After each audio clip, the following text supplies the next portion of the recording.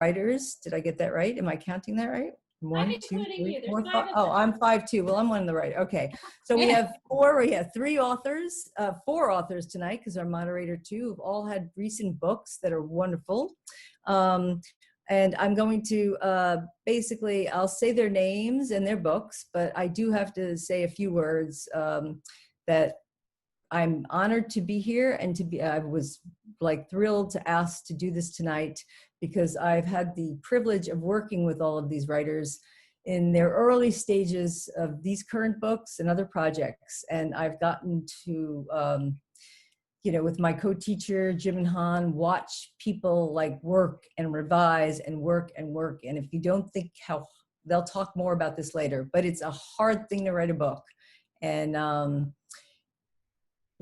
it's an amazing thing though when it happens. And right now, as we all know, stories matter more than ever. And all of you who are out there, your stories matter. And I hope tonight will be inspiring, and you'll listen to these authors and you will get their books and be inspired to also write your own stories and share their stories. And I want to just say one thing before I introduce them. If you know me, my usual joke is, we don't care if you read our books, we just care if you buy them. But I am changing that to say, I do care if you read these books, because now we need to be reading stories that actually will make a difference in people's lives, that will give us hope and even joy, and just take us away from some of the other horrors in the world.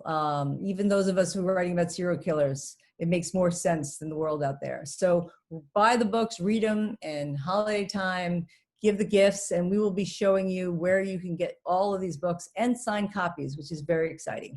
So I want to just tell you that I am very excited. Stephanie Newman, a dear friend and author, and her book, Barbarians at the PTA, hysterical, but very poignant. And any of you who've been part of PTA, like I have, will really, really relate to that book. Marlena Madura-Baraf, her memoir, At the Narrow Waist of the World, is, you can't read that book without like crying and laughing. I mean, it just like touches you in a way. I mean, it's poetry, like, I guess, in motion in a sense. And it's, anyway, and I'm waiting for the next book. So Marlena, I hope you're working on that. And Brooke Lee Foster, Summer Darlings. This is her second book. It's under historical fiction because it takes place in the 50s, but you're like transported to a time like in the 50s, like the water. They say summer read, but this is a winter read. Anyone who wants to just actually like be in this whole other world, and it's like got full of suspense, and it's just a beautiful story. And I am going to just tell you all before I get to our moderator, who will then take over, that you can get signed copies at Bronx River Books, .com, and also at Walmart. And these books can be, if you just go online, you can order them right now.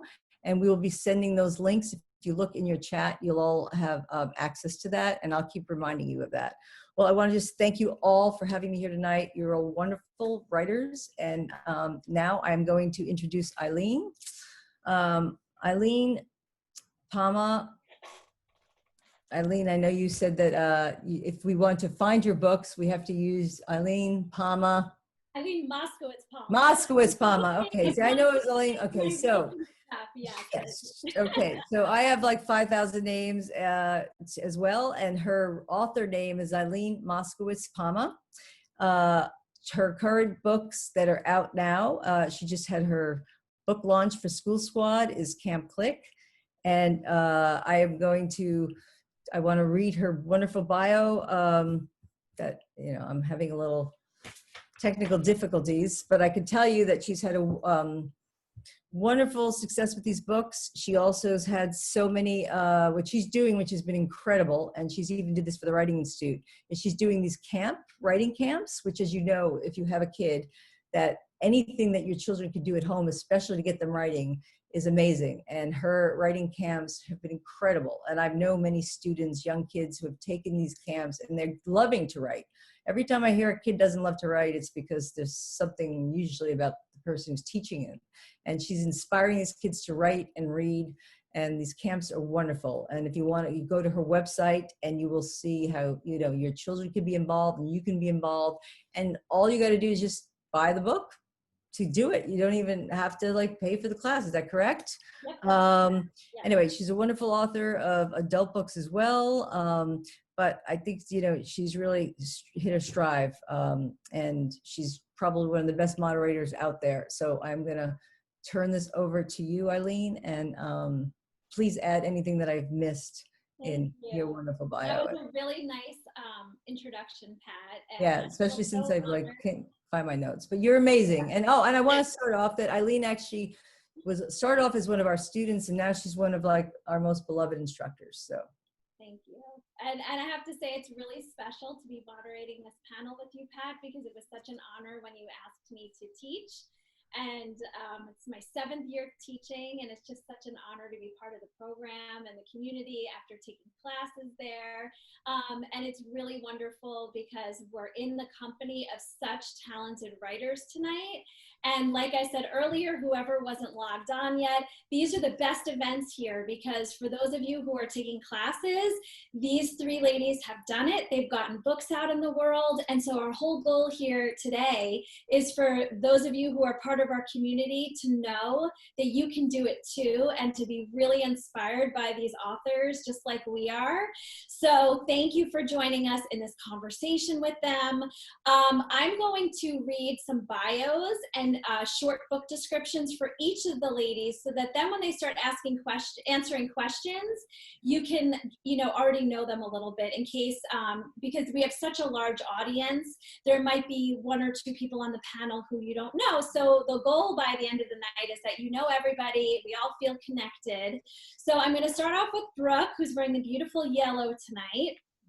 Brooke Lee Foster is an award-winning journalist whose articles have appeared in the New York Times, the Washington Post magazine, the Atlantic, the Boston Globe Sunday magazine, and HuffPost, among others, and she is the author of 3 nonfiction books.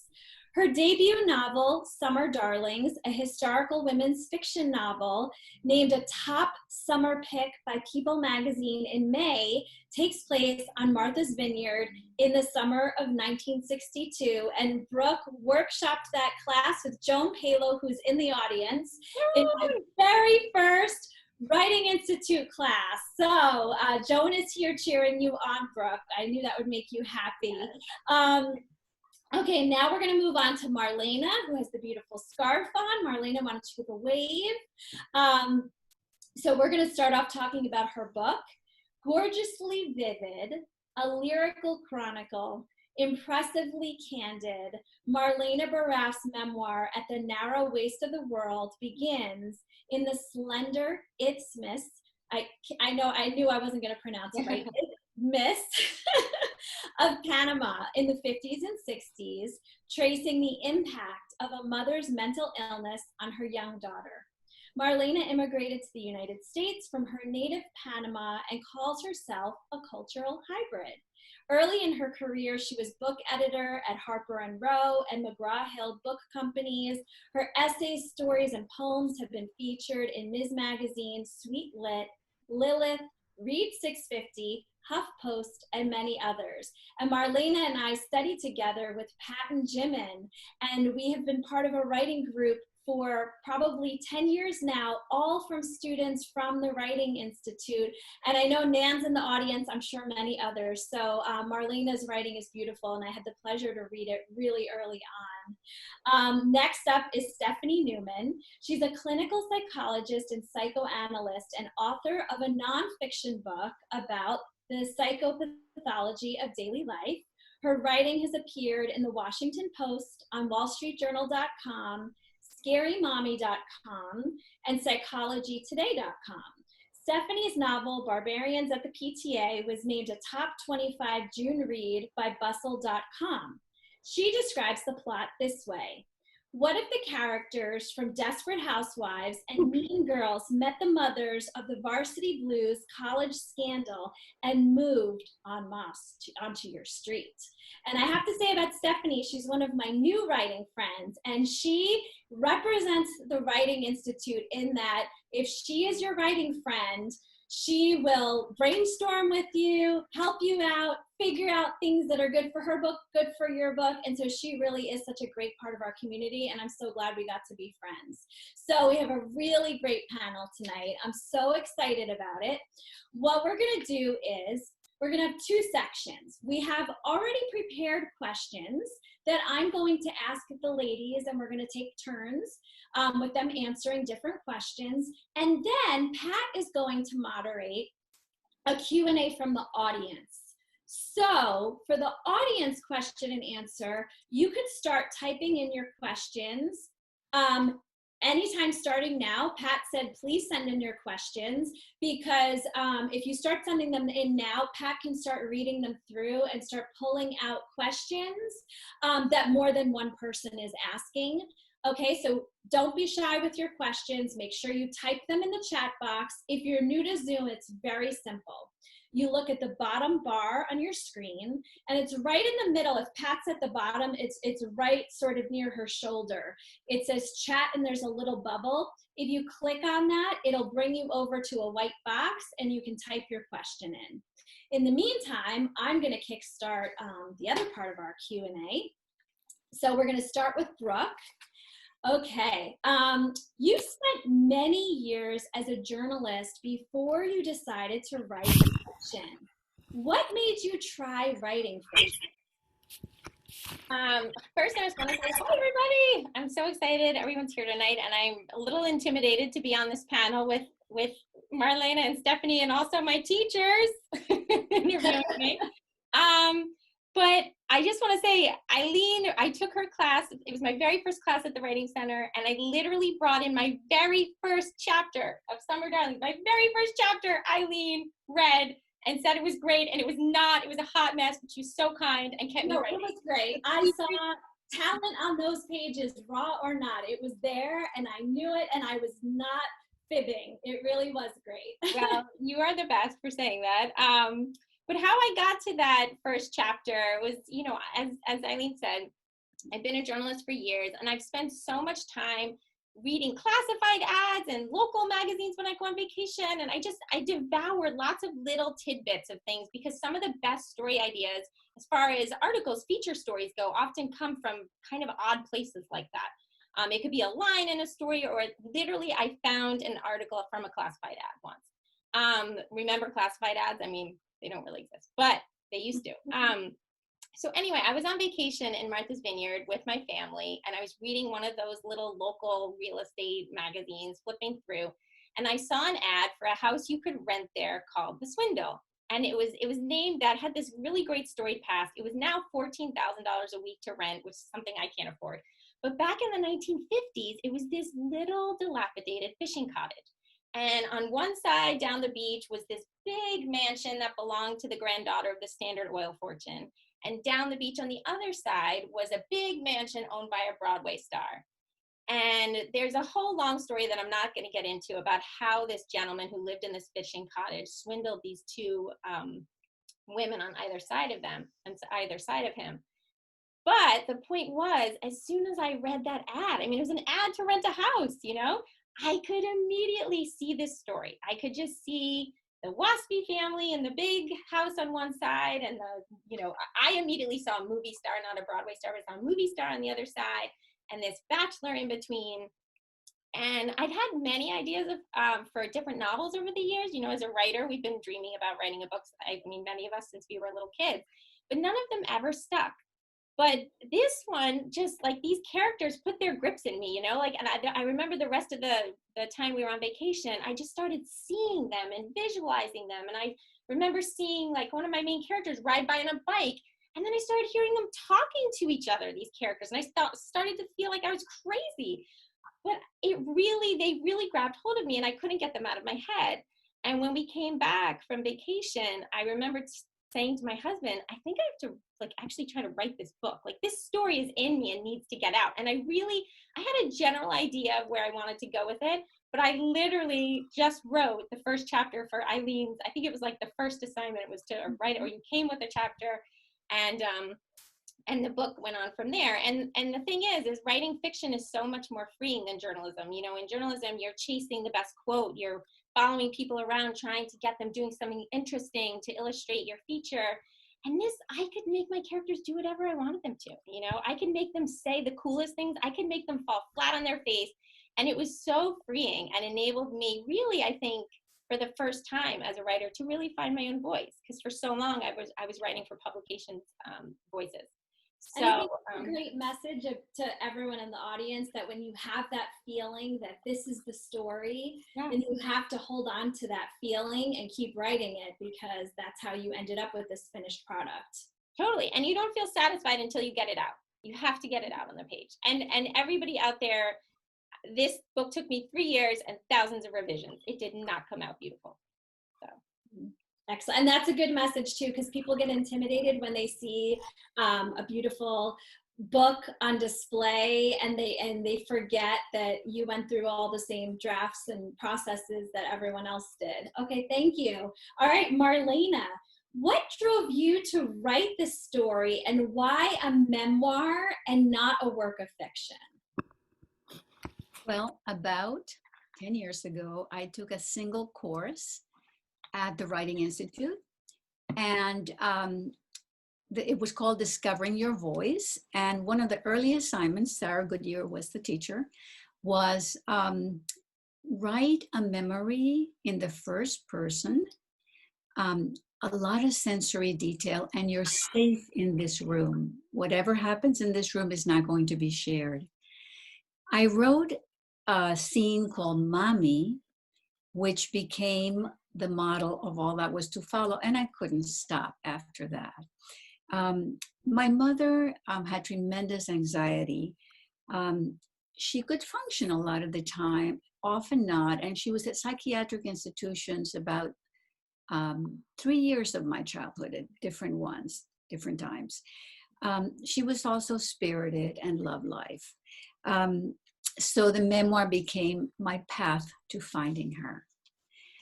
Memoir, you don't know where you're going with memoir. Is probably no different from fiction, but you're discovering your story. But in memoir, there's something, almost everyone who's written a memoir, there's something unfinished in your life. And this is what drives you to keep at it.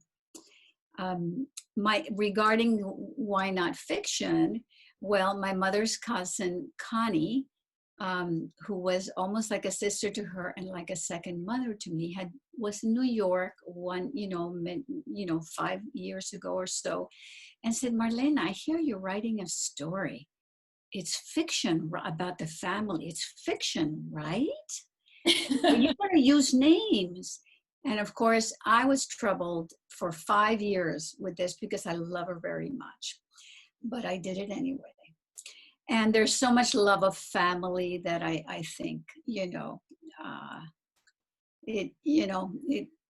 it was accepted. It was accepted. So there are some memoir writers that choose a little late in the game, late in their story, to go into fiction. Sometimes it's because they don't want to hurt others if there's some terrible things in the story. And another reason is that they have the freedom to maybe say all that they want to say. There were some things I didn't say because I knew I couldn't. So some people will take fiction, but for me, I needed to find out. And I also like the intimacy of the medium. So that's it. Wonderful, Marlena. And I'm so glad that you went the route you did, because your book is just beautiful. And you found a way to include lyrical prose, but also true real life memories. And it works really well. So I'm glad you went down the path that you did. Yeah. Okay. Stephanie, it is interesting too, because you also, like Brooke, write nonfiction too. And what drove you to write this particular novel, this particular story? I just wanted to thank Brooke and Marlena for their answers just really quickly. And this meeting is so nice during such a tough time to have something that's just pure pleasure. It's been a long time, so thank you both and thank everyone. Um, I will say I'm also a psychologist, hence all the touchy-feely comments.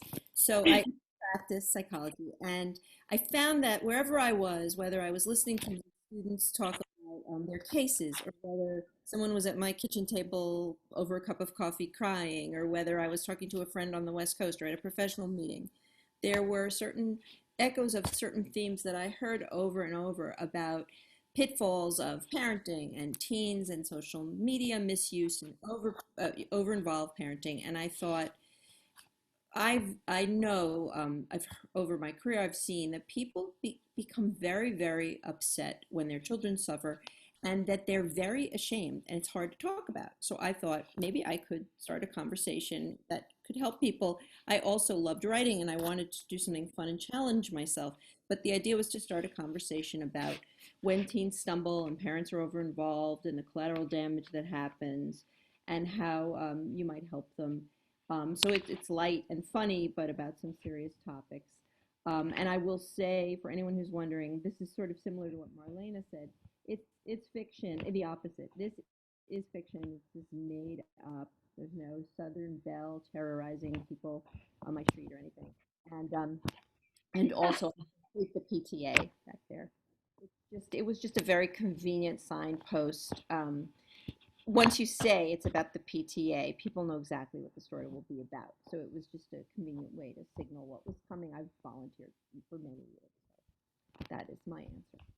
That was brilliant that you gave that little piece of insight to everyone who's listening, that you came up with this story. It's based on things in real life, and you have a strong message in there, and you're hoping to help people with also some humor, but you were really smart about couching that in a title that will grab your reader and just pull them in. And I think that that was brilliant. So thank you for sharing that little tidbit. Those little hints are, I think they're so helpful for everybody. So thank you. So we're going to go around again.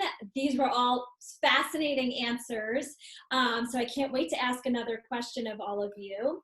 So back to Brooke. One of the fun parts of your book is the love triangle that your heroine, Hetty, finds herself tangled up in. Was it difficult to write about a woman falling for two guys, or was it fun?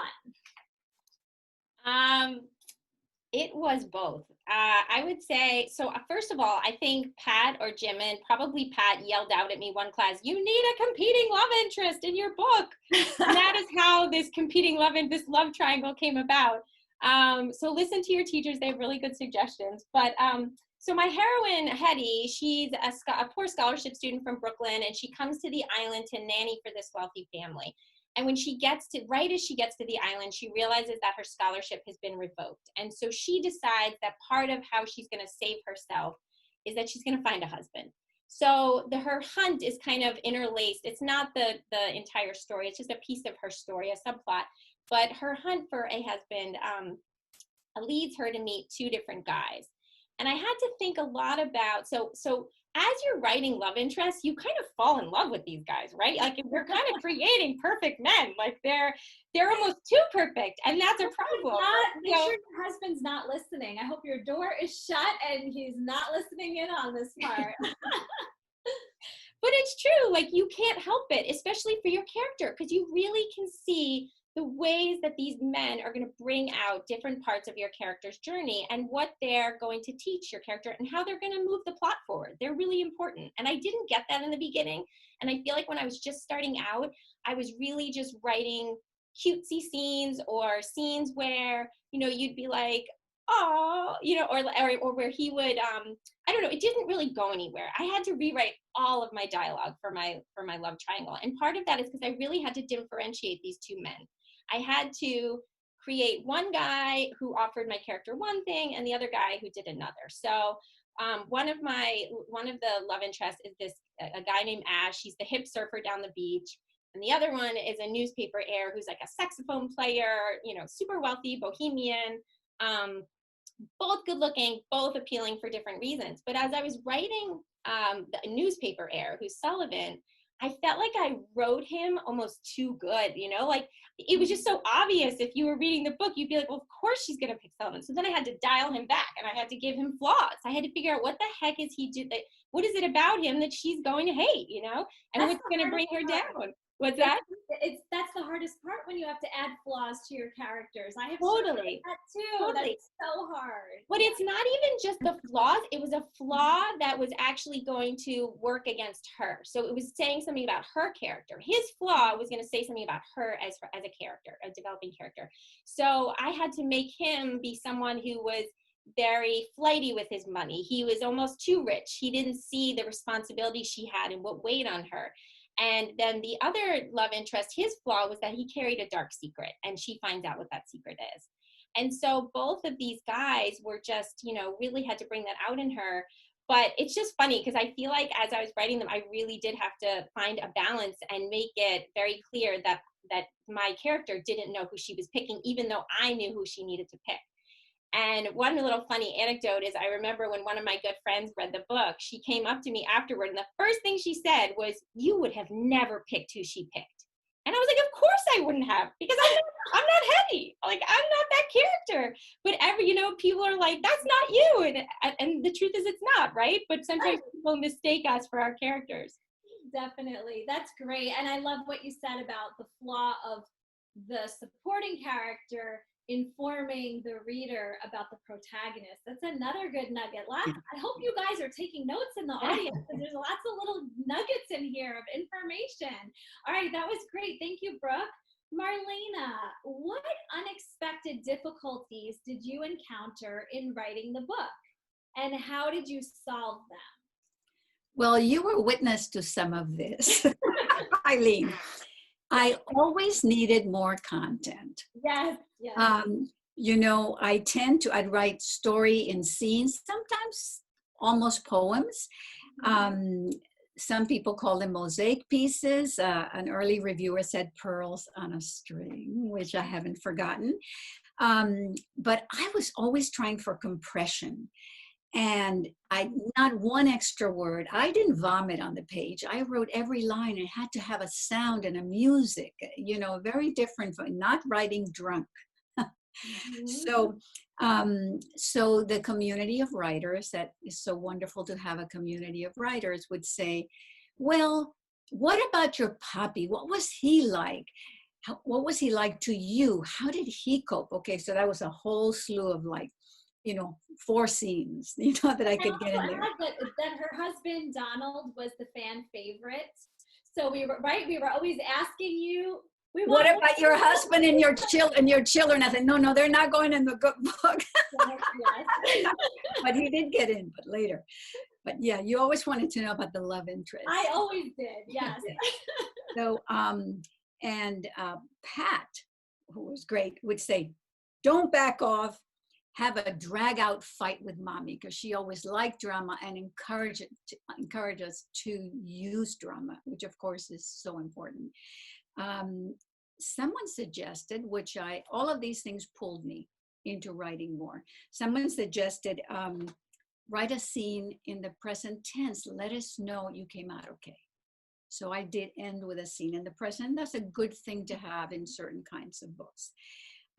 But for every 2 pages that I wrote, I would end up with like 1/3 of a page, because then I edit it away. But then that's me. That's because you're a true poet underneath. Yeah, it was. Yeah, but I got enough pages to have a book. Yes, you did. Yes. That's it. And it's just interesting because some people, the words flow and they end up with 400 pages, and then they need to trim it back. And for you really needed to put a lot of thought into what to include, what not to include. And so your process was a little different, and you ended up with a beautiful manuscript. You really did. One of my early instructors, the first one, said, you know, Marlena, almost everyone, all writers, I have to tell it, cut back, trim. And he says, but I've never come across somebody that I have to say, put a little more down. Anyway. But that's okay. We all have different, we all have a different process. And I think what's great is your writing community helped you. I always tell my students, it's what we're here for. The thing that you struggle with, we're like a team. We're all here to help you with that thing that you struggle with, because somebody else has that part all figured out. And then the thing that someone else is struggling with, you have figured out. And so that's, I think, was really great for you in this process. And that kind of leads to my question with Stephanie. So you wrote this book while enrolled at the Writing Institute. And so how did the community contribute to your process? And maybe let us know what class you took. That'd be great to hear about that. Sure, and I hope people can hear me. I got a lot of comments that, which I've never had in my life, that they couldn't hear me. I have a very loud voice. We can hear you better now. I think there was a little Thank you. try not to move around. I think there was a little fabric swishing, maybe. Oh, wow. I sit still and see if, I don't know. Louder voice, less fabric swishing. Thank you for that note. Okay.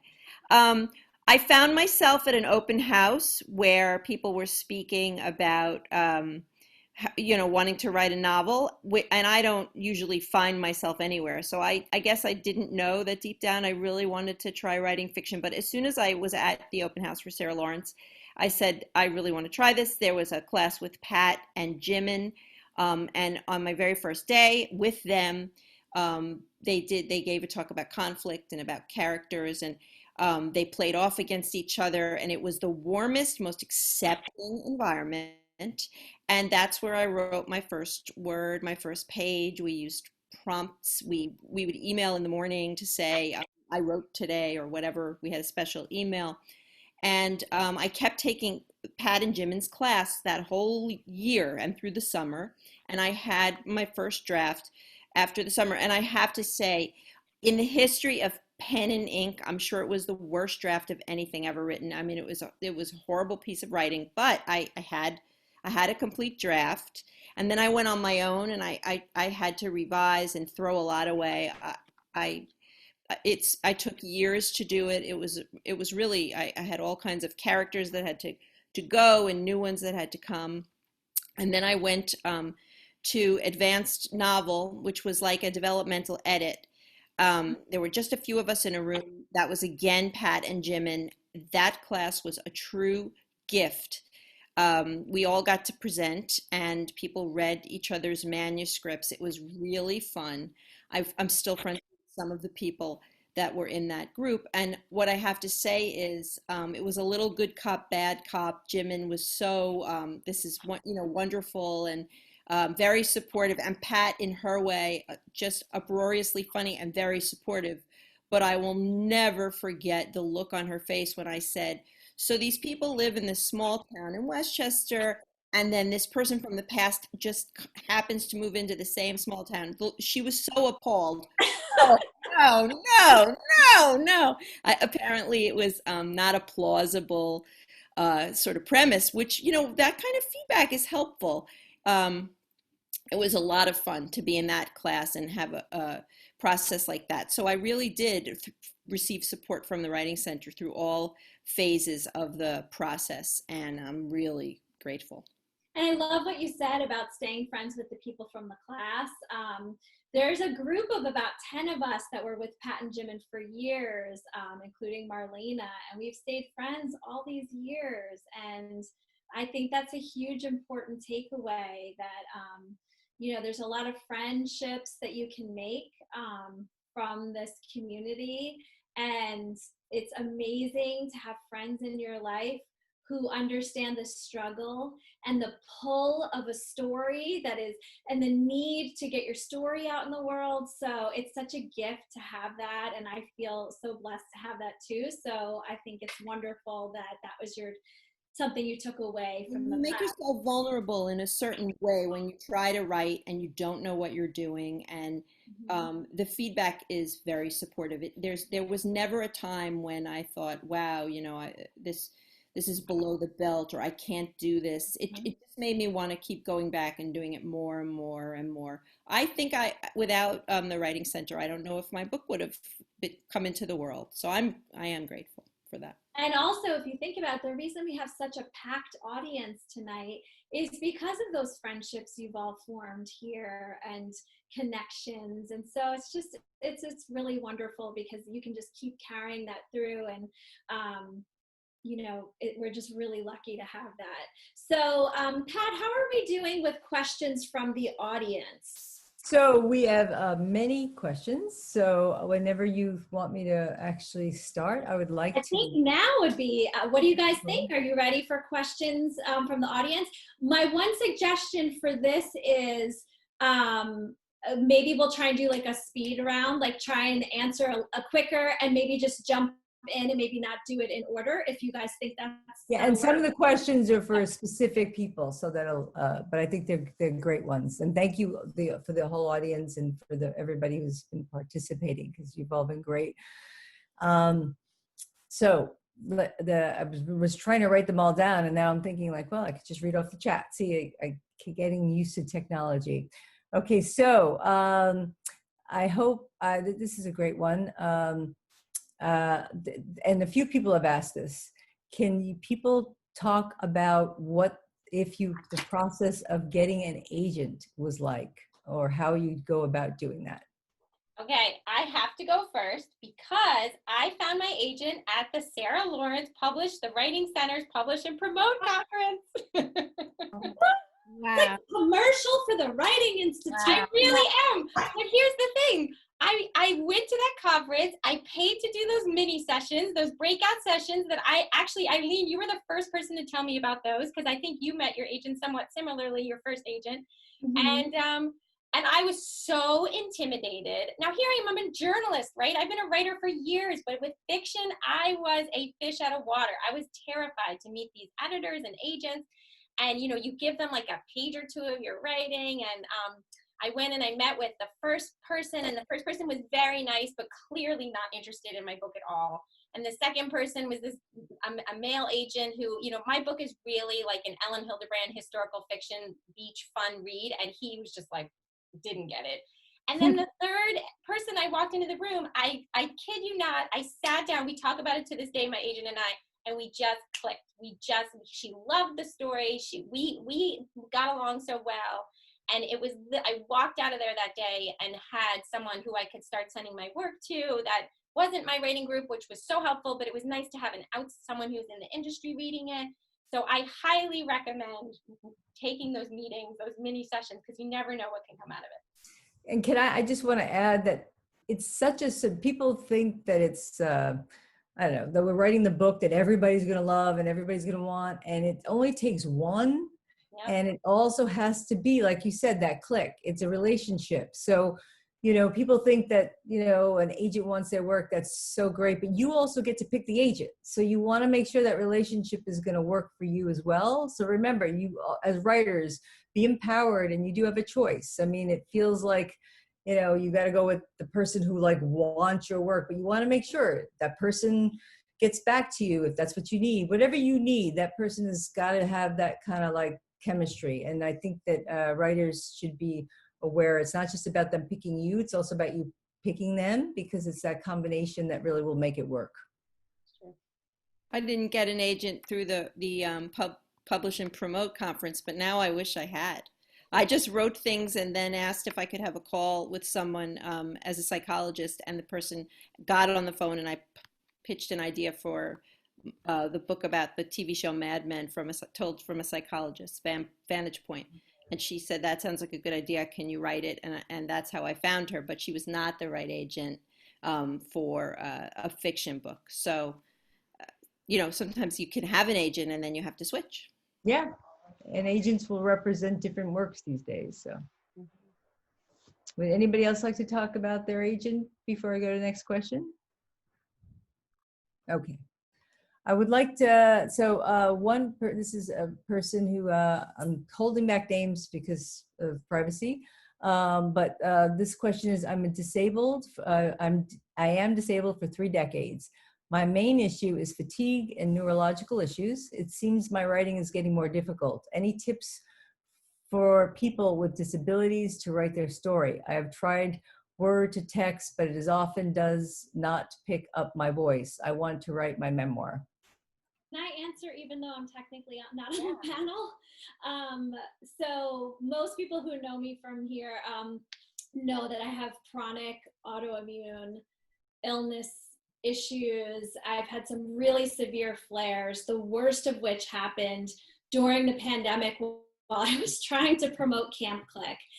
To the person who wrote in who is struggling, I hear you, I see you, I understand what that's like.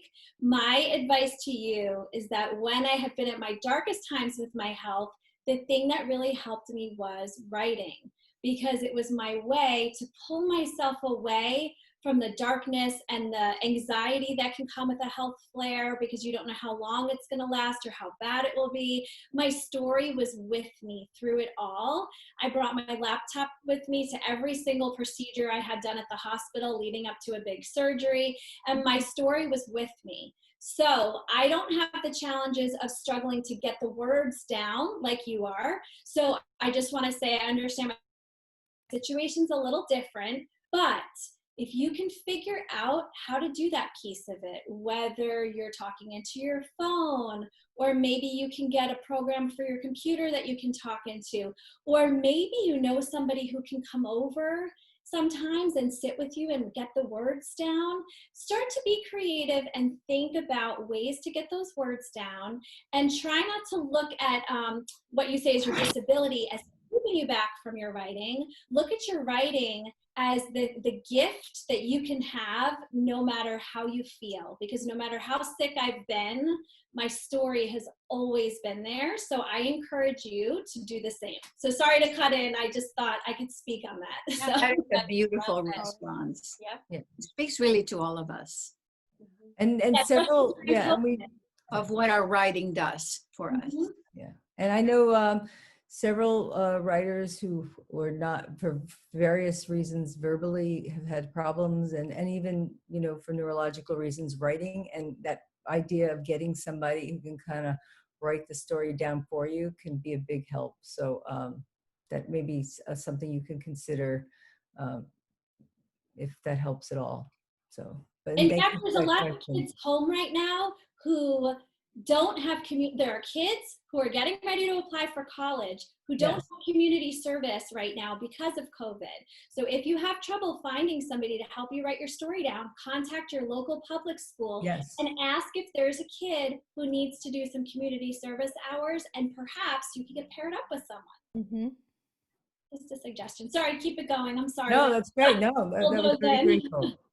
So, well, I just want to say that somebody wrote that they're very honored to be here tonight, spending time with all of you together. So thank you.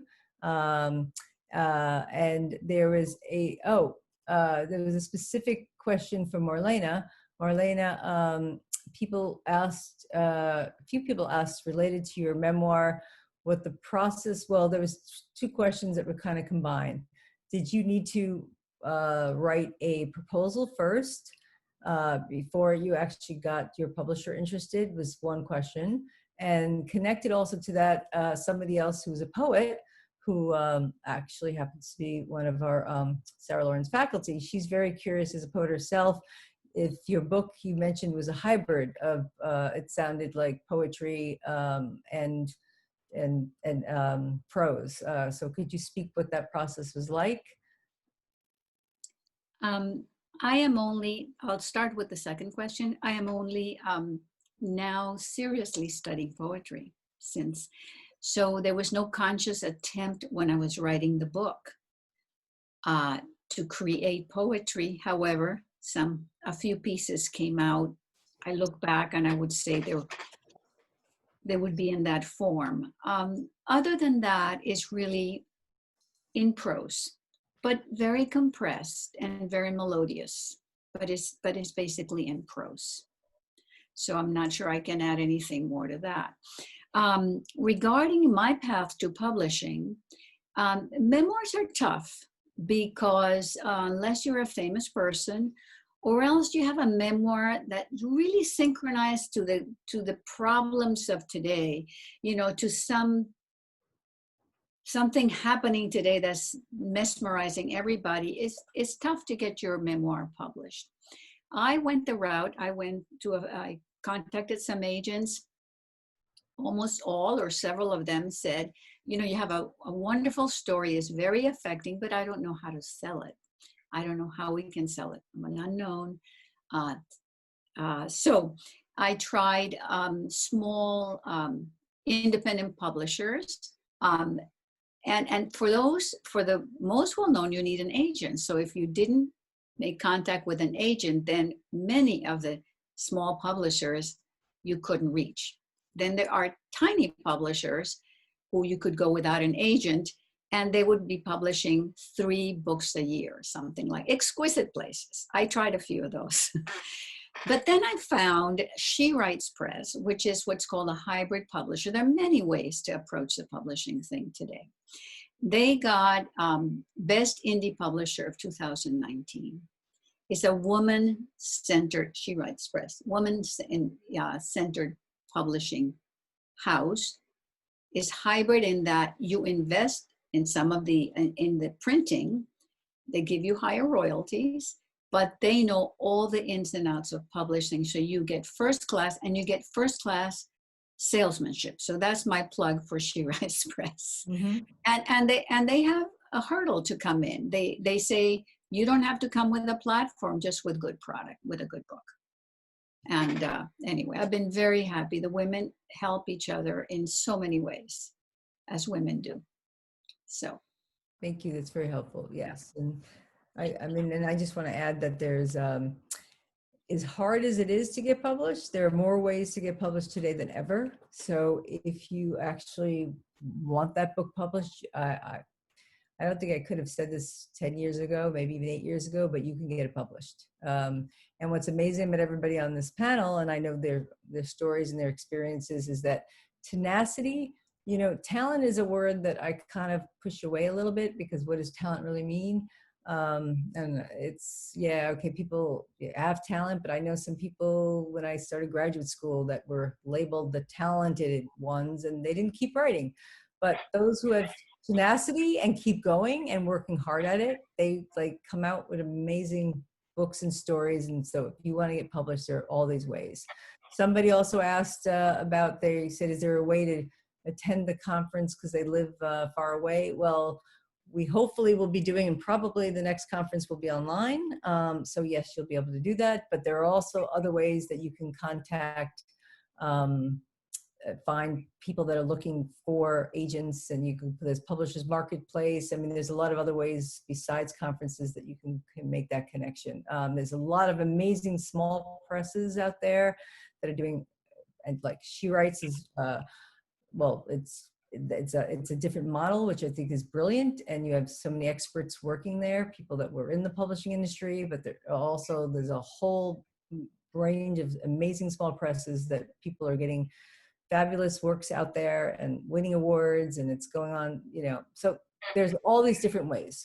So, one extra way that I thought of is, you have a manuscript or a piece of a manuscript you're very proud of, you feel is solid, the first chapter or something, you can submit it. There are contests at these small presses that you can submit. And, I was a finalist a couple of times, but no cigar with them. But that is one way to get your piece recognized and published. That's one other possibility. And if you check out Submittable, where a lot of people actually are you would submit to a lot of these presses, they're also calling for different conferences for stories and poetry and all these other kind of things. So, and Poets and Writers is another great resource. Isn't there something like a pitch thing on Twitter too that many people have had success with? There's a million of, I shouldn't say a million, but there are many of those things. So if anybody that knows of any that wants to kind of share in the chat room, please. Somebody's saying Pitch Wars is one.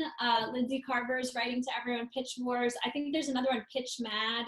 I think if you do hashtag, start typing in your phone or your computer, hashtag pitch, I think that there'll be a couple of different choices that will pop up. Yeah, okay, so Pitch Wars and Pitch Mad, yes. I also think, just one quick thing to add, and Marlena, this is not true for your book at all. It's not why I'm saying this, but But when I was first trying to get an agent, I went in too early and I took my book. I was like, oh, this is ready. And I sent it out to, several agents before the Publish and Promote conference ever happened. And I got rejected by every single one of them. They all read it and then they all rejected it.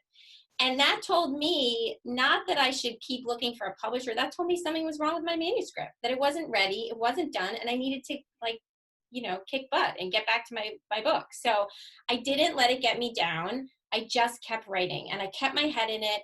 And I took a whole another year of writing. And I'm not saying like I wrote 3 times a month. I was writing every day whenever my kids were napping, when my kids were at school, whatever time I could eke out at night at 2 hours, just keeping my head in it. Because if I didn't, I knew I wouldn't be able to get an agent. It just wasn't ready. And there's just a part of us that has to reckon with that sometimes and just not say, it's as best as I can get it and I'm moving on. You just keep working at it. It'll get better. If you put the time in, it'll get better. So that brings us to somebody's question who would like to know from people what your process is. Burke, you just talked about you work every day. I don't do that every day. I'd like to, but there's all these different ways that, people get up at 5 a.m. and I thought I had to do that because my best friend did. And then I found out she grew up on a farm. So you can't talk to her at 9 o'clock at night because at 9 o'clock at night, she can't even barely get words out and I can write at 9 o'clock. So a lot of it is about figuring out where, when, and what works for you. But can some of you talk about what your process has been or how you managed to get it done? Because I know you all have full lives and, lots going on. So how do you continue to write and live the rest of your lives? Because we aren't able to always lock ourselves up in the rooms, even with COVID and right away. And I jump in and say that the pandemic is in some ways a blessing in disguise to writers who maybe couldn't sit at their desks for more than half an hour, as long as you're not teaching kids or managing kids. That's a whole other problem. But for me, it's given me time for the first time in my life. This is just, now 3 hours every morning, always morning for me. But I just stay. There's not that much to do out there in the world for me right now. I stay and I've been working on poetry and other things, but I stay. So that's one thing. The other little tidbit that has helped me periodically is this Pomodoro technique. That I assume it was an Italian who came up with it, but a Pomodoro is a timer, a kitchen timer in the shape of a tomato, red, like a tomato. And the idea is that you set it for 25 minutes, a timer or your Siri for 25 minutes. And you work constantly without interruption for 25 minutes. And you're supposed to, for optimal concentration, 4 25-minute times near each other with a tiny break in between. And then you take a 15 to 30-minute break and then you could do another round. That's it. But I haven't done the whole thing. But when I put my timer for 25 minutes now on Pavlov's dog, I just, at least for 25 minutes, I'm concentrated. And that's been a nice little thing. Yeah, and can I, do you mind me? I just want to add to that. I know several groups of people, because community does help, right? Because I know a lot of us, I don't want to sound sexist or genderist and say, but a lot of, women will show up for other people, not themselves. And I know a lot of groups of women who've come together because community manages and they do the Pomodoro together. And every day or every other day, whatever time they get together and they do it for the 25 minutes and then they do their break. But it really sometimes helps just to have that writing buddy, which is like the NaNoWriMo. If somebody, we can put that up in the chat too, has that novel month where you write 50,000 words in a month. And whether you do that or not, the important thing is that people are actually just writing, but you can also do that with other buddies. And I think writing within a community, and especially now with Zoom, you could show up at your desk and sometimes it just helps to know, hey, hi, I'm writing. And then the Pomodoro method, you time, and then you get to take a few minutes to check in and say, oh, how's life going? And then you do it again. So if you need that kind of socialization to do it, that helps as well. So I was going to say that I think it's really important to be able to laugh at yourself, and you will experience the kind of rejection that you just didn't know exist Some, if you trust your editor, I thought I had written great dialogue, big red, who speaks like this, and you have to just keep going. And I have an agent who sent me comments from places that passed on my what's now a book, published book.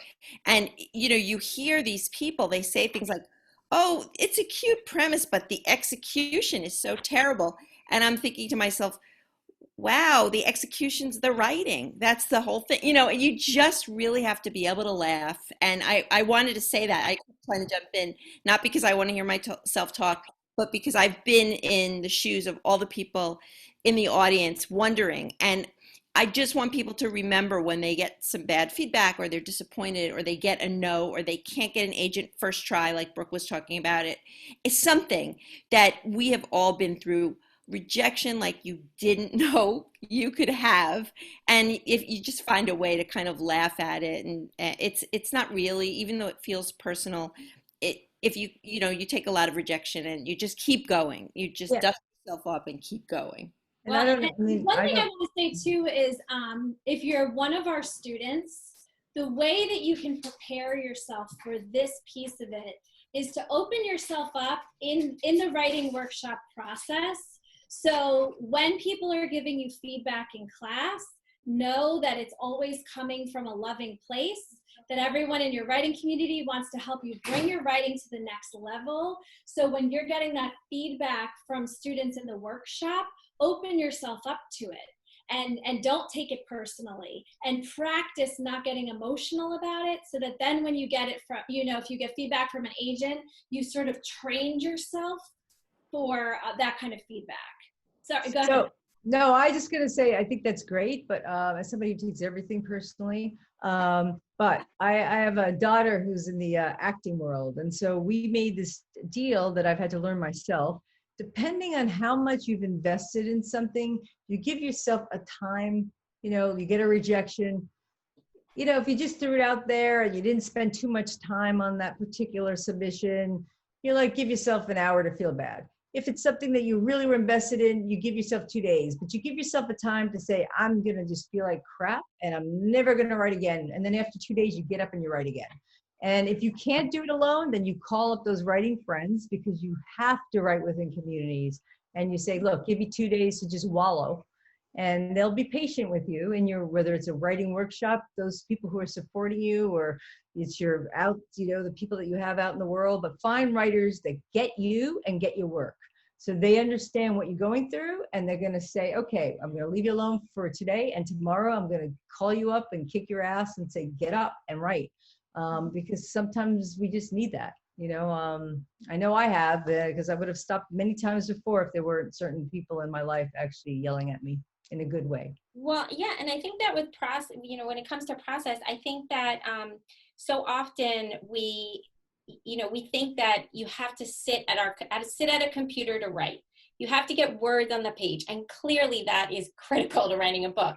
But my life is not, I don't have wide open swaths of time. So much of my figuring out my book takes place in these quick 10-minute bursts that I have when my kids are busy doing something, or I'm cooking dinner and I have a notebook next to me, or I decide to go for a walk because I'm going to figure out why this one paragraph isn't working.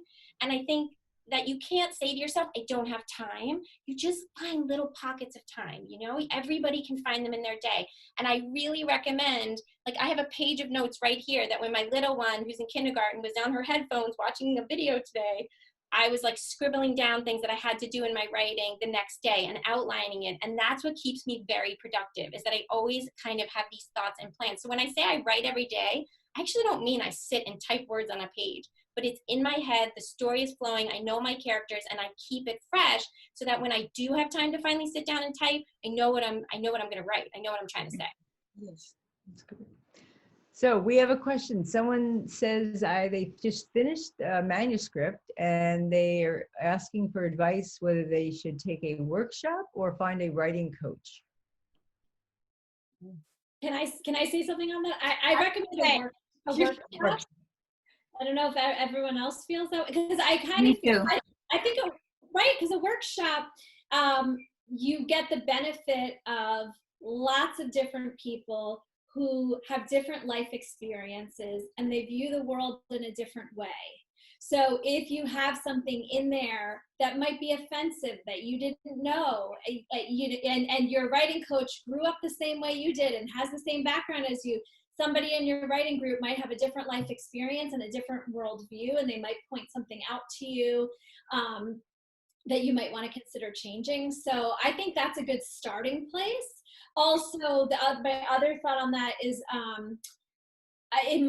in terms of money, it might make more sense to spend the money on a workshop to get your manuscript as strong as you think it can get, and then hire the coach to help you through the heavy duty fine-tuning revision to get it ready for an agent. So I don't know what you guys think. Sorry to hop in, but I agree.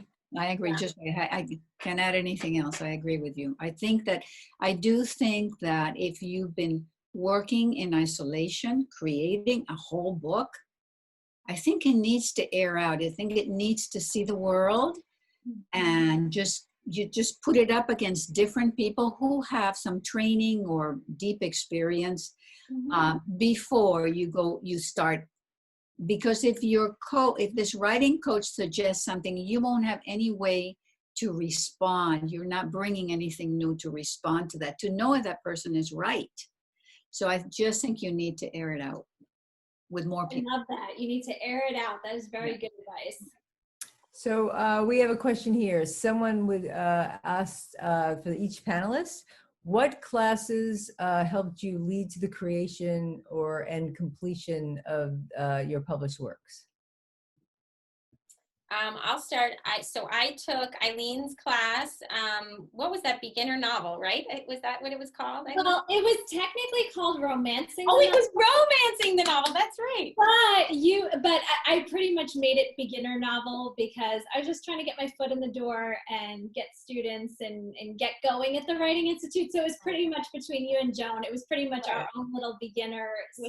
Yes, exactly. Okay, so I took Eileen's class, and then I was with the amazing Pat Dunn and the amazing Jim and Han. Yes, amazing. Make sure you say amazing. Yes. Amazing. No, but for reals. I mean, come on. Like, you guys helped me so much. You provided such insight. And I don't see the good cop, bad cop. I see just different insights from you guys. You know, what you guys both bring to a manuscript are so different and so sharp. And I appreciated every minute of it. So I am a big fan of workshopping.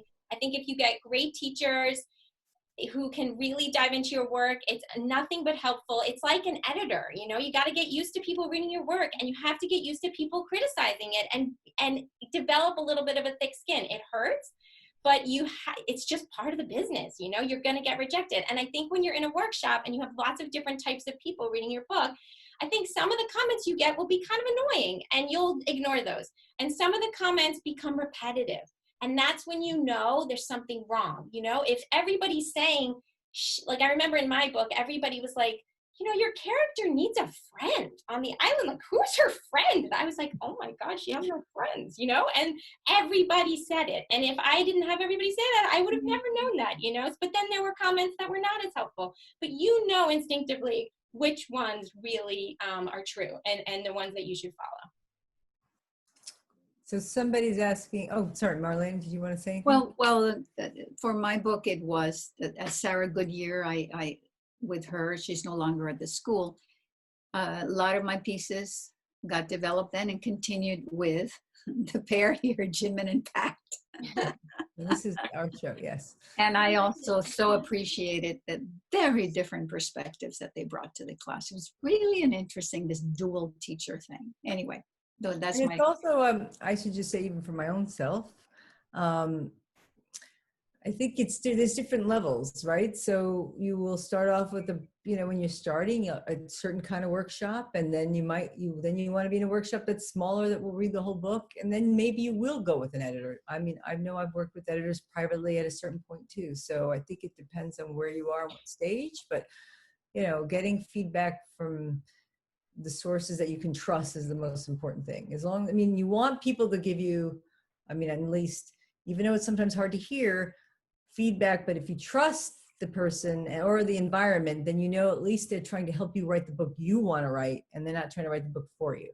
And your gut usually tells you what's right. All right. So thank you. The other question that we're getting here is, a few people have asked if anybody I here think considered. Stephanie, did you want to answer about your class? Oh, I'm sorry, Stephanie, did you want to ask? I was just going to say I took Jim and Pat's class all the way through, and it was, But this was not a setup, everybody, but anyway, go ahead. but it was helpful. It's And an advanced novel. Yeah, and Marsha Bradley is now teaching advanced novel. She's fantastic. We've given one that up for a thing that while. I would say to people is, you just be prepared. You will throw away so much of what Yeah. you write, and it's just part of the process.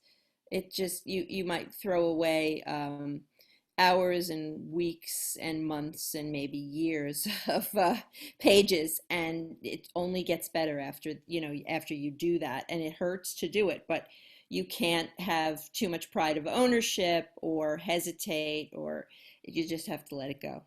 Yeah, no, it's true. And I got, Stephanie, yeah. Thanks. Stephanie, in all your comments tonight, I can tell you are a fantastic psychologist. Yes, agreed. And I want to get your number privately. Yes. Just jumping out, and I had to say it. Yes. So nice. I really have missed. It's nice to be in this community. It's so nice to be around like-minded people and to be doing something positive and not sitting around and talking about what's going on in the world. This is amazing. So, But this is what's going on in the world too, right? It's not just what's on CNN and the other channels. But so thank you. Oh, well, I got to say, 3 people just said Marsha Bradley is wonderful, and she is. It was very hard for Jim and I to give up advanced novel. It was like our baby, but we turned it over to somebody who's like teaches me all the times, right? So anyway, just to let you know. Okay, so I also want to say that people are asking about, have any of you considered self-publishing? I mean, I did, and I did before then that book got took over by a other publisher. So, but I don't know if anybody had that experience. why don't you tell about it? Okay, well, just quickly, it used to be when if you self-publish, it was like you did it because your grandmother was going to read the book.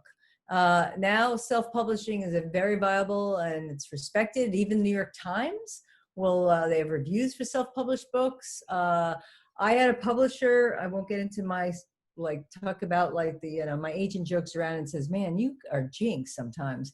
My publishing career started with, I finally got a publisher, and the day that my contract showed up on their door, the head of the company came into the publisher and said, "All right, for personal reasons, I'm shutting down." Oh. And so she was a wonderful human being, sat on that contract, because then if she signed it, it would have sat there for a year and not gone anywhere because there was nowhere for it to go. So I pulled it back, and I was just, trying to figure out what to do next. And thanks to various things and Alexander Soisis, and we basically started a small press that was very hard to run, which is why I respect She Writes so much.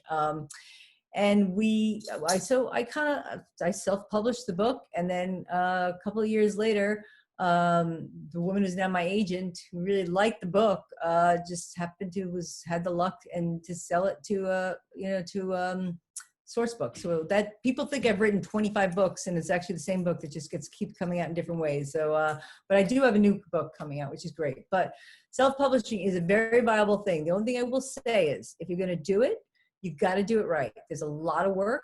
You got to make sure you got a copy editor and an editor. I mean, you really have to. There's all these steps, and the promotion part of it is on all levels, is a very big part of getting those books out there. And that's another question people have been asking. What are you doing in terms of social media and actually promoting your work? How does that work? Can I go first for once? I just want to say, I was just talking with Eileen. We were texting about this. Promoting a book during a pandemic is the most exhausting endeavor imaginable. I'm not complaining, but I feel like I'm on Delancey Street in 1912 with a push cart. I feel like I am just pounding the pavement. It's really tiring. Yes, social media, and you go to stores, and you form relationships, and you write to people, and you do panels, and you do whatever you can, and you try to publish more things and op-eds, and it doesn't end, and it's really fun. But Eileen, were we just saying how exhausting this is? Yeah, just so everyone knows, I started my day at 9 o'clock this morning, and I have been going ever since. So yeah, it is. It's a lot, but I think if you show your authentic self, which obviously Stephanie is, and everyone here is, if you show your authentic self and you connect to people on social media in a real and tangible way, it sticks because I connected with book reviewers and bloggers for Camp Click, the first book in my series that came out in April at the height of the pandemic. And I stayed in touch with some of them. We would message on Instagram. I would post things, they would comment, I would comment back.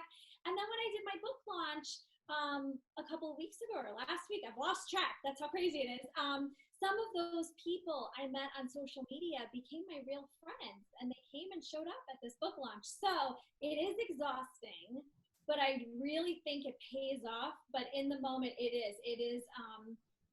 It's wonderful and it's great and it's room to connect with people in a real way, but it is a lot of work. So. And don't wait for your books to come out. Start your websites now, start your connections now so that you kind of develop relationships before. Well, and the other thing too is when my book was coming out, so my book came out May 5th when bookstores weren't even open. Yay. But it still did okay. But I actually really dislike social media, and I have been off social media for, my son is 10, so I think I went off when he was about 1. I just hated it. I felt like it slowed me down. It distracted me. It brought out ugly parts of me. I just didn't like it. So I took myself off of it. And when my book was coming out, my publicist was like, you have to get on social media. And I really resisted it. But I tried it. I went on Instagram, and I ended up loving Instagram because what I realized is that you can create your niche little world, like this thing that's probably, I won't even say about our democracy, but this world on Instagram of all authors and book lovers and bookstagrammers. So when you go on my Instagram feed, I don't see anyone I know. I know these people, but I know them virtually. They're all bookstagrammers. And that community really pushed my book for me. They were amazing. They fell in love with the cover, and they loved the women-centric historical novel story. And it was summer, and it was like a beach read, and they just were posing my book by pools and on trucks, beach trucks, and on beaches and with bathing suits on. It was just everywhere. People are requesting you to hold up the cover so they can see what I just looked you up. Yay! Yeah, everybody should hold up your covers. So, yeah. So, and my Instagram handle is Brooklyn Foster. But anyway, my point is, as somebody who hated social media, Instagram is really great because you really can create a world just for writers and people who love books. And that world is so supportive and amazing and has done so much for my book. So if you all write a book, you have to get on Instagram because it really is, like Eileen is saying, you make so many connections with so many different types of people who then propel your book forward to their audiences. So Marlena, hold it up again. And Instagram is fun. Yeah. And Instagram is fun. If you like to take photographs, which I do, you can also just have fun. It's my favorite place to be. Okay, so several people, I've actually got 4 people came up and said that Mindy Scottfield, who I think is also wonderful, she does a class about how to actually your publishing and strategies and how to kind of do all of this stuff. And she's really very good, and she's really wonderful, and she's a writer herself. So and I anyway. think she has a class coming up now, and she teaches at NYU, she teaches at Syracuse, and teaches at the Writing Institute. She's got a 1-day class coming, a 5-week class coming up. Yeah, and everyone I know, because I had a bunch of students. No, she's helped me dramatically, yeah. Yeah, me too, because Mindy was my student in beginner novel. So when she started, I helped her kind of break in here. And so we had students who took her class. They all got so much out of it. And me personally, I was her teacher, but in casual conversation, she would give me the most helpful suggestions for my own book PR. So I highly recommend that class. I think it's more than worth the money. Even if you're not quite there yet, she'll help you kind of figure out what can you be doing now to get yourself ready so that when you get when you query, an agent will look at you and see a platform. So highly recommend. So a few people have asked, and it's funny, this is the first time I've ever even heard the word pantser came up today in something I was reading, and it's coming up a lot. So are you folks plotters or pantsters? I am a pantser all the way. I believe in messy, rough, dirty first drafts. As a journalist, you do your reporting, you get it on the page, and you fix it later. And to me, that's really the epitome of a pantser. You're not thinking about every little aspect of the plot. You don't have an outline. I always know my beginning, my middle, and my end. I have to say, like, I know basically where I'm going. My ending did change, but it just evolved. It didn't change dramatically. I knew that exactly was going to happen in the end. But then I just write, and I discover a lot as I'm writing. And with my second book, which is coming out in May 2022, that I'm revising right now, when I turned it into my editor, she was like, "Oh my gosh, I love this book so much. But the first half, she's already changing the way she's changing in the second half. So you have to go back and think about what she's like before the change happens and rework that whole beginning." And it makes so much sense because as a pantser, I was just kind of figuring it out as I went, and she pulled that right out. But to me, it's very freeing. And I have friends who I've met at the Writing Institute or the Writing Center who plot every single aspect, what scene is coming next, and they know everything, and it works for them, and it's amazing. But for me, I just like the freedom of getting on the page and going.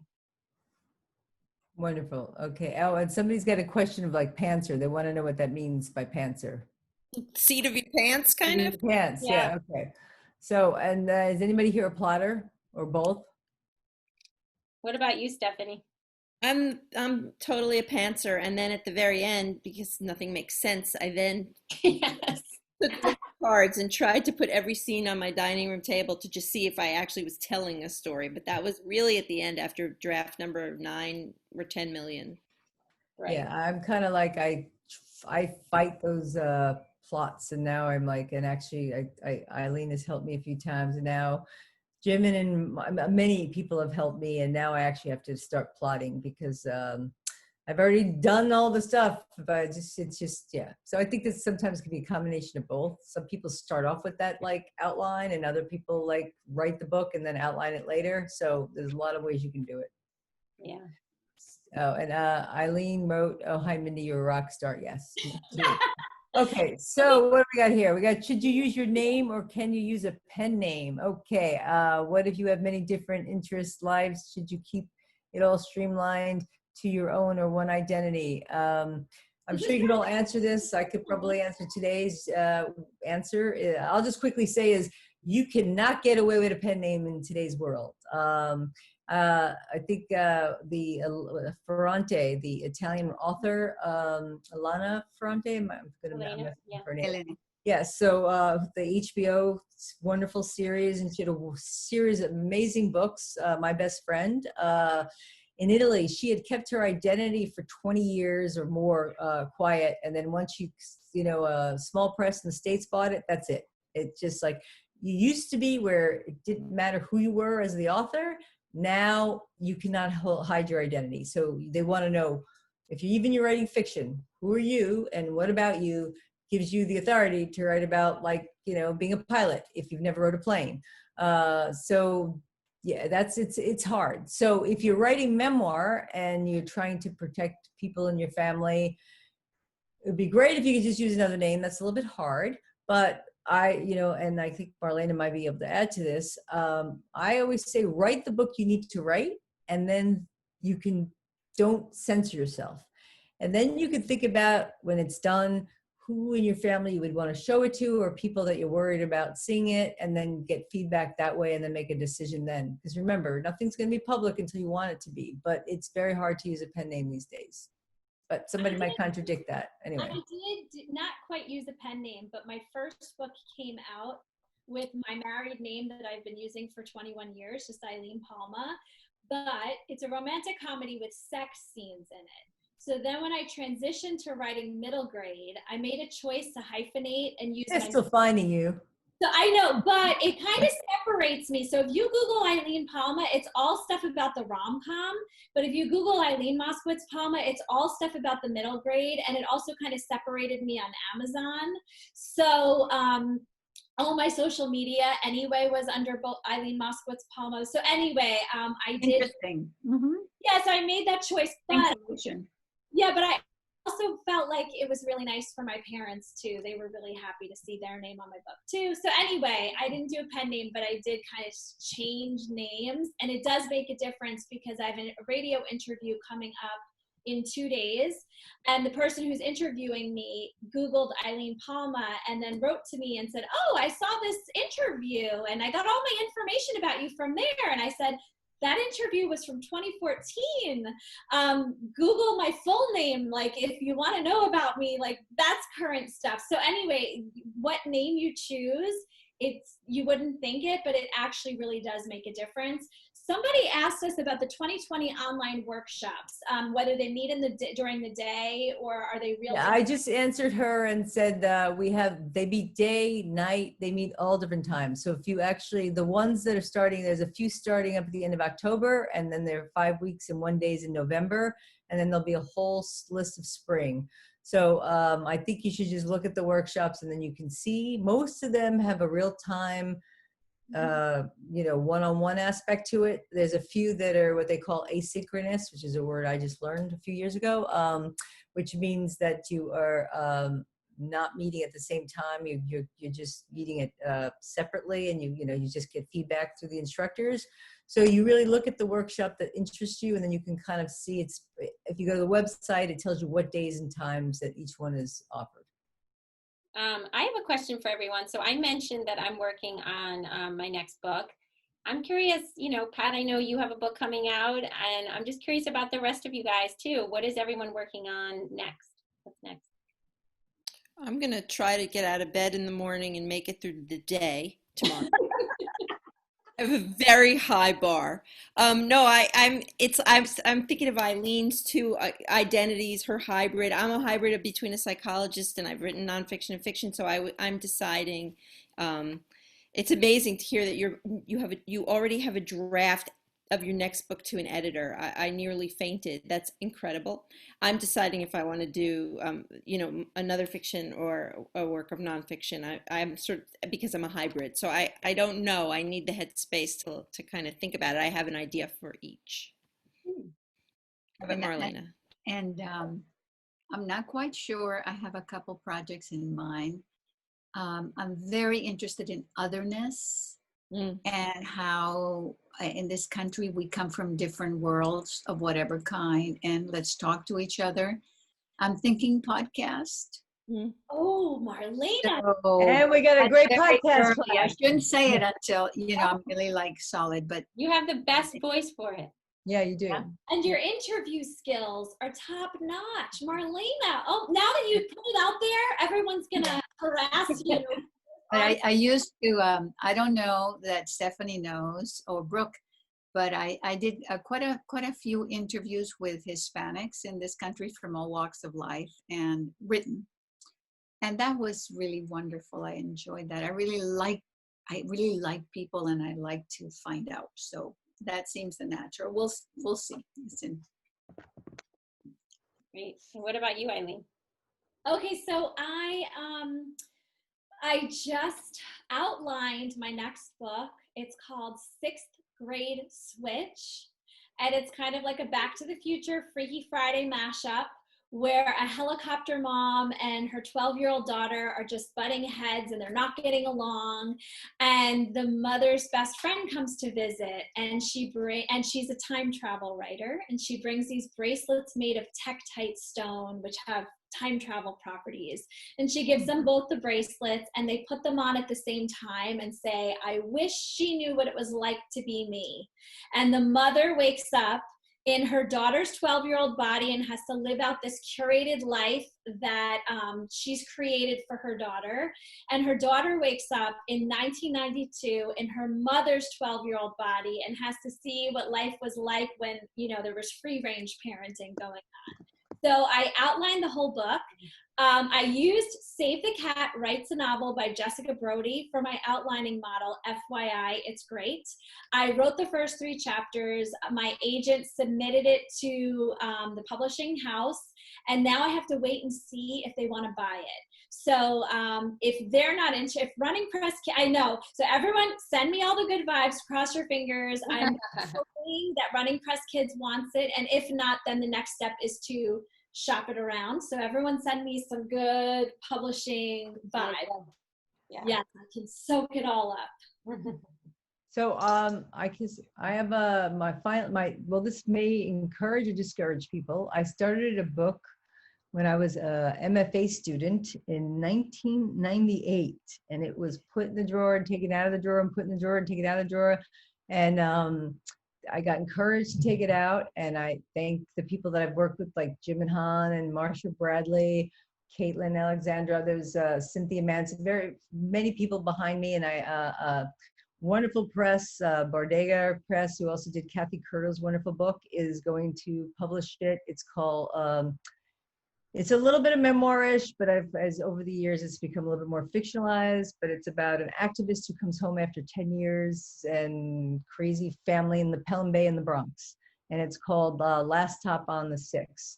So anybody who knows the Sixth Line, the Pelham Bay, where I actually grew up, is the last stop on the Sixth Line.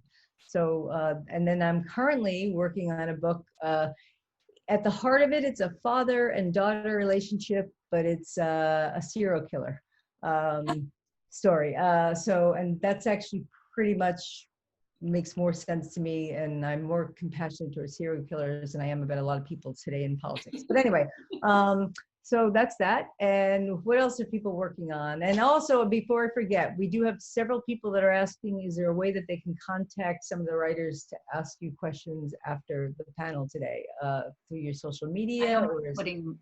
Yeah. Yeah, social media is the best way to reach me on Instagram or at Brooklyn Foster. So if you want to, so you can all, if you all want to chat, your best way that people can contact you so they can see it. Can you do that? Yep. Okay, that'd be great. So who else did we not hear from that Scott were coming out, or what are you working on?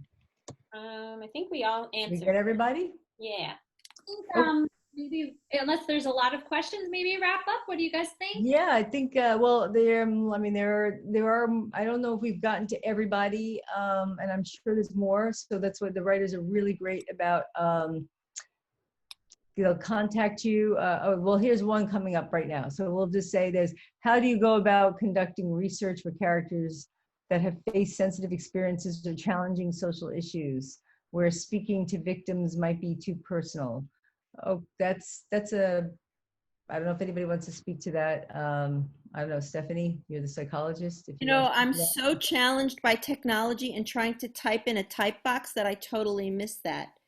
So the question is, how, I'm going to write here, how do you go about conducting research for characters that have faced sensitive experiences or challenging social issues where speaking to victims might be too personal?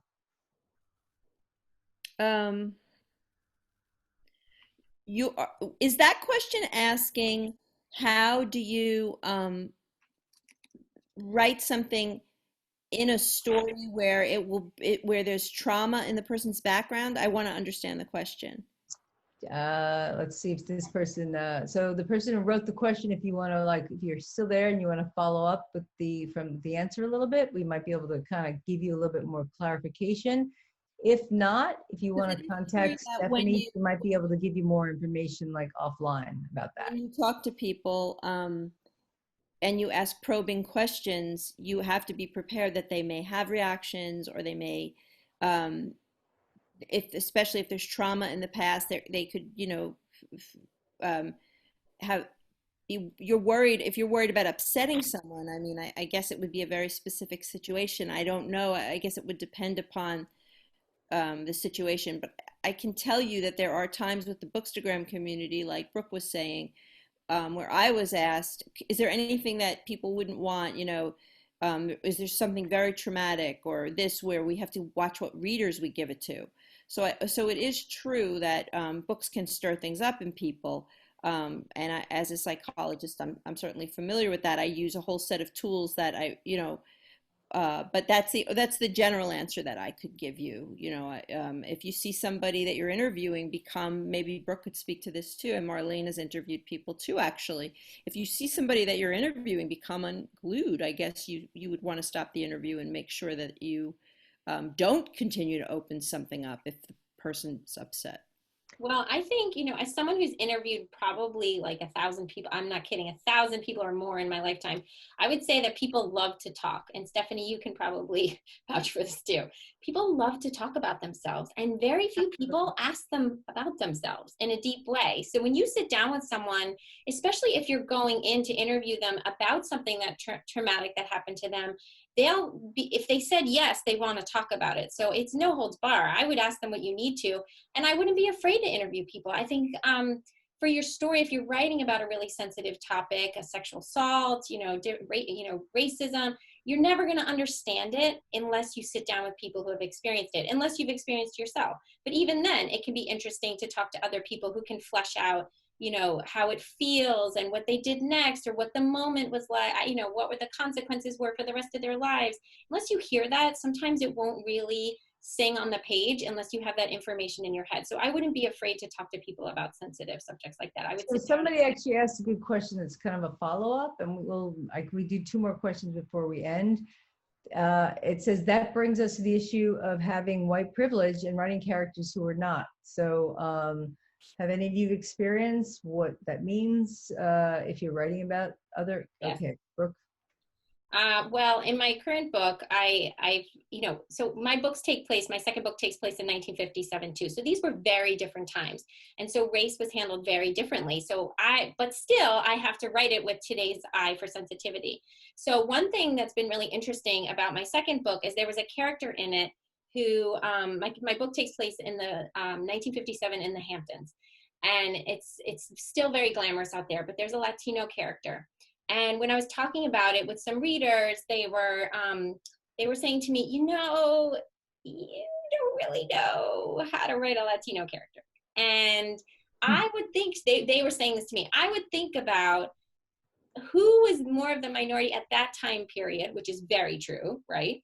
And write about someone at this point who, like, if I write about Italians in 1957, no one's going to take offense to it today. So it's something that I think in writing we have to always think about. Well, no, you know what I mean. I just we've all heard those stereotypes before. We've moved past it for the most part. It's not like me trying to, it's the whole idea of the book that the woman got so much criticism for, the immigration book that I read that I'm forgetting the name. American something. American Dirt, yes. So, but it was just very interesting to me because I was thinking, you're right. They were saying to me, unless you're going to do so much research for this minor character to have, be more authentic, just change their ethnicity. And it was a good point. So I actually decided to change the ethnicity because to me, my book wasn't really about any of those other issues. But for some people, they may be, and in which case you have to do a lot more research so that you can write it. Well, I don't mean to keep plugging classes, but that's why we're actually offering classes like right now about race matters, writing about diverse characters, because, there's a lot of, talk about who should write about whom. And I think if you're going to do it, you should do it well. And to do it well, you need to, like you said, you need to do your research, and you need to show it to people that, you can trust, that actually have a sense of who characters are. And I mean, and you still are going to maybe criticize, or you may not get it right. Doesn't mean that you don't try, but if you're asking the questions, at least it's a good start from, I don't know if anybody else wants to talk about this, but it is a big issue right now. Cultural appropriation is a big issue.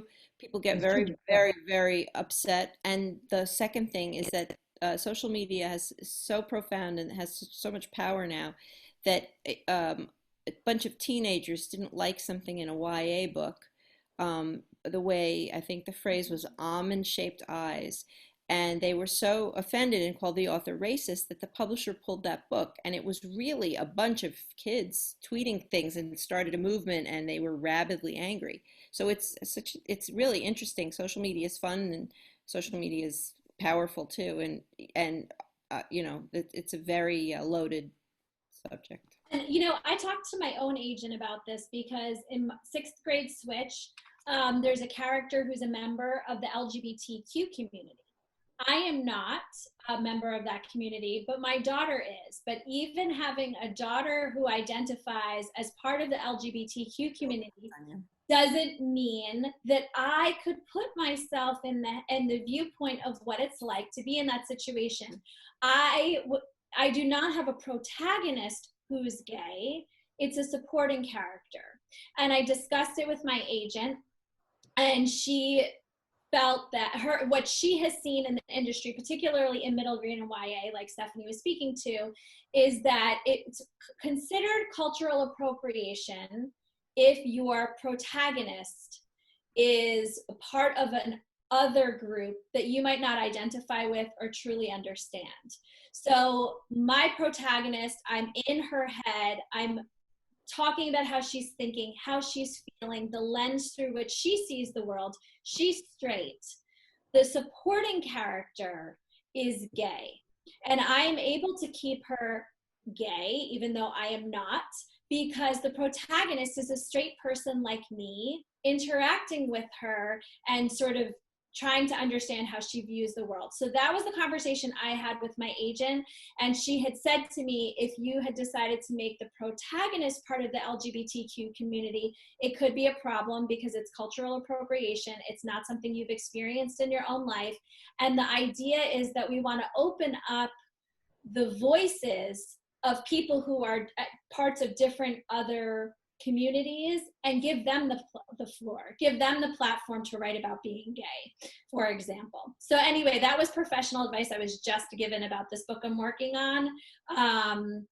You know, that I know it's tricky because then people say, well, aren't you imagining what this girl who's not like you anyway feels like? It's very tricky, but that was the advice my agent gave, that if you're going to have someone who's outside of however you identify, if it's a supporting character, it could be less problematic than if it's your protagonist. Stephanie, you're not agreeing? Yeah. I couldn't tell if you were agreeing or like. I'm having this idea that you should co-write the book with your daughter and then you can have the character be LGBTQ and have fun with your daughter. Well, but you know what? It was kind of like Brooke. That is that's a small piece of my storyline. And I just wanted to I wanted to honor that storyline's important to me. Unlike with Brooke was like, it's not that important that I need to go there and dig in. With me, it's an important part of the storyline, but I think by keeping it a supporting character and then also have people like my daughter read it to make sure that I don't have things in there that could be considered offensive, or there are things that I just did not get right. So we'll see. I don't know. And who knows if they're going to take on this book and if that could be a hurdle. I don't know, but it's something I'm looking into, and that's my current information, and I'm happy to share more as I find out more about it. No, and it's good that everywhere asking these questions and having these discussions. And I just want to point out, I mean, it's something that, you know, I deal with in a lot of the things I write about. And but I think it was Isabel Allende, I heard her in an interview where, you know, she's Latinx, and she basically said, you know, just because I'm from, you know, I'm Latina, doesn't mean that I can speak for everybody that's Latina, right? So, but I will write about, I still have to do my research and ask my questions. And so whatever we're writing about, even especially we can get into trouble when we think even if, you know, you are gay and you think that you're going to write about that experience and, you know, and have all the answers. I think it's very important that we all have these discussions and don't back off from them, but also, like, you know, stay open. And they are hard and difficult. And I know in some of our classes, there's some of the, you know, hard discussions that people have, but I think that this is the important thing that today we should be, especially as someone who's white and privileged. You know, I mean, I'm Italian American, I'm Muslim, but I walk through the street and I still, you know, I'm a white woman. I don't experience things that other people have to experience every day. And I just think that it's great that we're having these discussions, and it's important as we write that we think about also why we are choosing to have the characters that we have. Like Eileen, you said this character, it's important to have this character in your book, where I've heard people, like, you know, good intentioned people said, well, okay, what's popular to have gay characters. Should I have a gay character? I think that it's whatever is going to serve your story is what's important, but also make sure that the research is, and it's not easy. And it also means, suffering with a lot of questions, and sometimes it could be painful. But if you're asking the questions, it's the right start. That's what I've also been told. So I don't know. I think, Marlene, are you going to say something, or will you? No, I wonder in terms of wrapping up, I'm looking. Oh, yes. Okay. Yes. Okay. Yeah, but wait, Pat, before you say goodbye, I just want to take a quick second, because if we had been in person, we would be honoring this as one of your final, days at the writing center, and handing you a big bouquet of roses and hugging you and thanking you for everything. So I want to do that right now and just say, from all of us, thank you so much. You've transformed the center, but you've also transformed our lives and our stories and helped us tell our stories better and better. And I just want to say thank you so much. And Eileen, I don't know if you want to add anything really quick. Yeah, I thank you. I want to say I love you all. This whole community has made, I never had those Sunday night, you remember when Monday was going to start to go, those evenings on Sunday night. Oh my God, the Disney, I'm aging myself. Channel would come on show, and that meant that you had to go to school the next day. That's why I have this for other reasons also, but can't stand Disney because I always think about that horrible feeling. And because of this community, I always was excited to go to work the next day. And so I may be moving away from this position as the director, but I'm not leaving the community. And I don't think you all have made me a better person and a better writer. And I've learned more from teaching and being around all of you and your writing than I could have ever learned on my own. And I'm grateful to all of you. And, I thank you. And, I kind of admire and worship everything that you've done. And if my office wasn't such a mess, I would be able to show you the shelf of all the books of people that I've actually been able to work with over the years. And it's kind of reminds me that what we do matters. And I said I wouldn't cry, but thank you very much. And we're really lucky to work with you, Pat. I feel this way about Jim and Sue, the only two teachers I had. But just to say, I really think my book wouldn't have happened without the Writing Institute. And also, Pat, your instincts about storytelling and your ear really it's something. So thank you. But I want to tell you all that everyone thinks that she's a genius. But what I see is what's already there. And when it's my own work, I can't find those things in my own work that other people could point out. So we don't do this alone.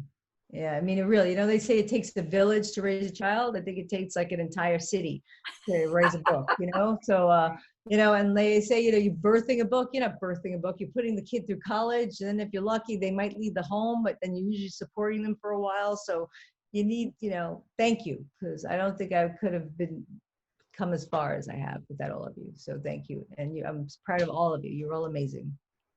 And we all appreciate you so much. Thank you for all the people that have been writing in. I can't even keep up with all the chats. And so, that's the community that you created, Pat. All these people that came in, I'm sure people are really having Zoom fatigue, and all these people who showed up for these authors tonight, it's because the community that you created, Pat, and we're all here because you helped us work on our manuscripts, and it's just unbelievable. So just know when you move on that this amazing tight community that you created is still there. It's still here.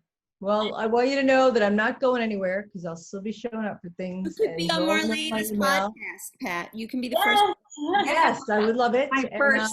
Yes. And you know me, I'll take credit, and I'm not shy. I was a very shy kid, so I'm not shy at all. But I could not have done this alone. I know it sounds so fake to say, oh, it's about community, but it really is. I may be the one that talks loud in front of audiences, but if it wasn't for people like Sweet and Marsha and Jim and all the Kathy and Steve and all the instructors, and I could go through every single instructor and all of you and all of you students who write and show up and take classes and work.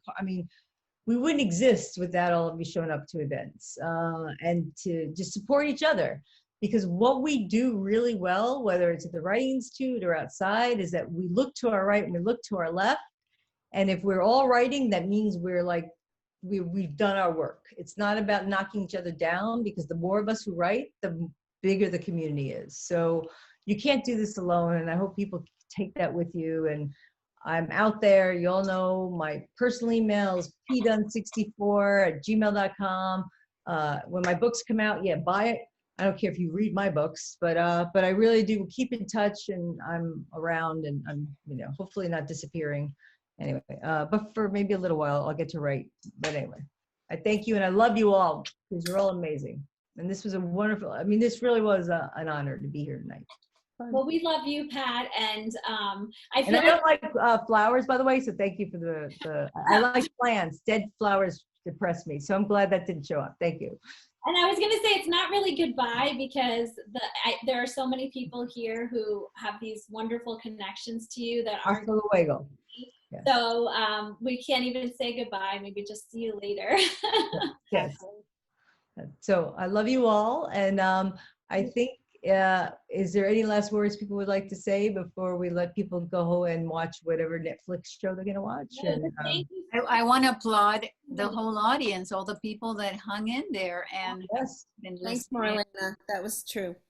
yes. Thank you all for coming. You've all been amazing. And please, you can. And wait a minute.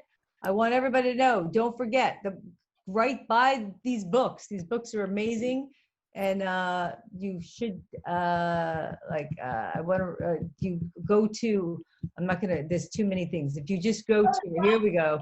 All right, I'm cutting it right now and pasting. Everybody look at your chat, and I'm going to cut and paste it again to, wait a minute, I got to just change it to all. Okay, see, I'm going to do this. Just hold with me. Don't leave me, please. While Pat's doing that, if anybody had questions that we didn't get to answer tonight, feel free to reach out to us on our website or on social media.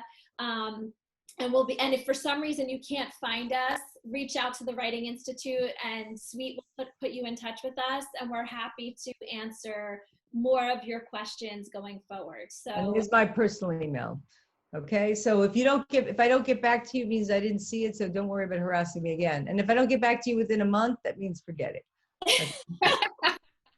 Let's just be honest. And everybody pick up your books one more time, please, so everybody can see, because I'm getting a lot, they want to see the covers because they're gorgeous.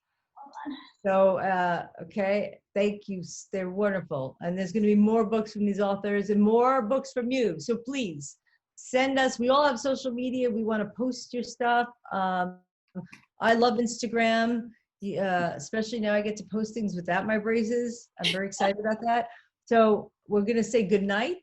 What was that expression that Morrow used to say? Good night, and what was that? Good night, and come on, somebody help me here. What the story good is? night, and shoot, it was like Walter Cronkite or something, right? Would say. No, it was Morrow, whatever. That's Oh my Stay God. Classy San Diego. No, that's from Anchorman. Oh, thank you. Okay, so one of our smart attendees said good night and good luck. All right, I think. Sounds good. I'll And take be that. safe, everybody. Wear your Okay. mask in Love public, you. and hug at a distance, and just know that we're all loved. And keep writing. Keep writing. Writing.